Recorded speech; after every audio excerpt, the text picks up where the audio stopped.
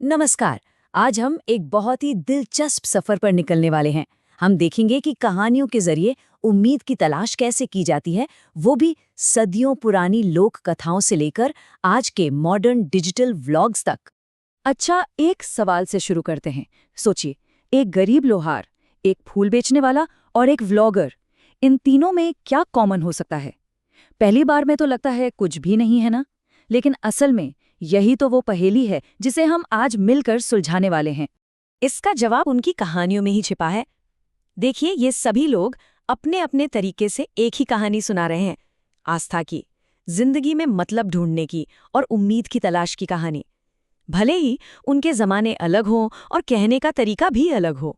तो चलिए थोड़ा गहराई में उतरते हैं और इन कहानियों में छिपे हुए संदेशों को समझने की कोशिश करते हैं। अगर हम पुरानी लोक कथाओं को देखें तो कहानी का जो हीरो होता है, उसकी यात्रा हमेशा एक बहुत ही मुश्किल इम्तिहान से शुरू होती है।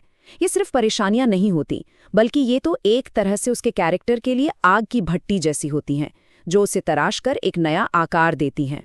और ये निराशा हमें दोनों कहानियों के किरदारों में देखने को मिलती है। एक तरफ है रघुवीर लोहार, जिसकी हालत ऐसी है कि उसे पूरे गांव में सबसे बुरी कहा जाता है। और दूसरी तरफ है रोहन, एक फूल वाला, जो बस चुपचाप अपनी गरीबी में जिंदगी काट रहा है। मतलब दोनों ही पूरी तरह से हताशा के बोझ तले दबे हुए हैं। और रघुवीर की ये शब्द उसकी हताशा की गहराई को साफ साफ दिखाते हैं। वो सीधे सीधे भगवान से सवाल कर रहा है। उसका विश्वास, उसकी आस्था, सब कुछ डगमगा रहा है। और जानते हैं, यही वो पल है जहां से उसकी असली परीक्षा शुरू होती है।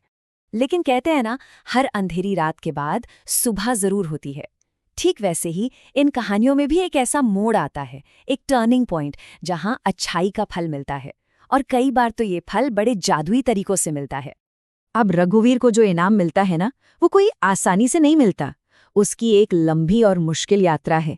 देखिए, पहले तो वो खुद परेशान होते हुए भी एक साधु की मदद करता है। फिर अपनी जान जोखिम में डालकर एक डायन के पास जाता है। और फिर उसकी एक मुश्किल पहेली को अपनी समझदारी से सुलझाता भी है। और उसका जवाब, इंसान का मन, ये दिखाता है कि उसकी सोच कितनी गहरी है।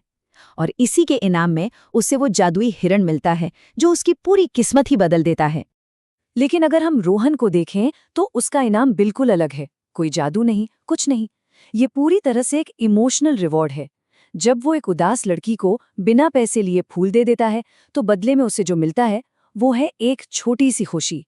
इससे एक बात साफ होती है कि अच्छाई का फल हमेशा कोई बड़ी जादुई चीज नहीं होती। कभी कभी ये बस दिल को मिलने वाला एक सुकून होता है। तो ये जो पुरानी कहानियां हैं, ये हमें ऐसे सबक सिखाती हैं जो कभी पुराने नहीं होते। लेकिन अब एक बड़ा सवाल उठता है। आज के इस डिजिटल जमाने में जब कहानियां साधु और डायन के बारे में नहीं होती, तब हम अपने मतलब की तलाश, अपनी खोज की कहानी कैसे कहते हैं? और इसका जवाब हमें एक ऐसी जगह मिलता है जिसके बारे में शायद हमने सोचा भी ना हो, एक व्लॉग में। जी हाँ, ये है आज के ज़माने की कहानी, एक पर्सनल जर्नी जिसे पूरी दुनिया के साथ शेयर किया जा रहा है। अच्छा, इस व्लॉग को ठीक से समझने के लिए पहले ये समझना ज़रूरी है कि ये जगह क्या है। तो व्लॉगर एक खानकाह में है। खानकाह मतलब एक ऐसी जगह जहाँ लोग आध्यात्मिक शांति के लिए और ख़ुद को और बेहतर इंसान बनाने के लिए इकट्ठा होते हैं। तो ये सिर्फ एक बिल्डिंग नहीं है, ये अपने आप में एक मकसद का सिंबल है। अब ज़रा इस मॉडर्न खोज के एलिमेंट्स को देखते हैं। माहौल कैसा है? देर रात है, ठंड है और बिल्कुल शांत। भाषा एकदम कैजुअल, इनफॉर्मल, जैसे दोस्तों से बात हो रही हो। और वो एक्शन, एक पवित्र जगह में जाने के लिए जूते उतारना। ये छोटा सा काम सम्मान दिखाने का एक तरीका है। यहाँ मकसद कोई इम्तिहान पास करना नहीं है, बल्कि उस अनुभव से, उस जगह से एक कनेक्शन बनाना है। तो चलिए, अब इन सभी अलग अलग धागों को एक साथ जोड़ते हैं और ये समझने की कोशिश करते हैं कि गुजरे हुए कल और आज की ये कहानियां मिलकर हमें क्या बताती हैं। ये टेबल इस पूरे फर्क को बहुत अच्छे से समझाती है। देखिए, पारंपरिक कहानियों का मकसद था एक नैतिक सबक सिखाना। वहीं मॉडर्न ब्लॉग का मकसद है एक पर्सनल एक्सपीरियंस शेयर करना। भाषा फॉर्मल से एकदम कैजुअल हो गई है। कहानी का स्ट्रक्चर जो पहले से तय होता था, अब वो उसी पल में कैप्चर किया हुआ स्पॉन्टेनियस हो गया है। और इनाम इनाम भी अब कोई जादुई चीज नहीं है, बल्कि वो एक कनेक्शन है, एक यात्रा की याद है। तो एक बात तो बिल्कुल साफ है, समय के साथ हमारे कहानी कहने के तरीके में जमीन आसमान का फर्क आ गया है। भाषा बदल गई, फॉर्मेट बदल गया, पूरा स्ट्रक्चर बदल गया। लेकिन एक चीज है जो बिल्कुल नहीं बदली, और वो है हमारी वो बुनियादी जरूरत, अपने संघर्षों को, अपने उसूलों को और उम्मीद की उस कभी न खत्म होने वाली तलाश को एक कहानी में बयां करने की जरूरत। ये जरूरत आज भी उतनी ही असली है जितनी सदियों पहले हुआ करती थी।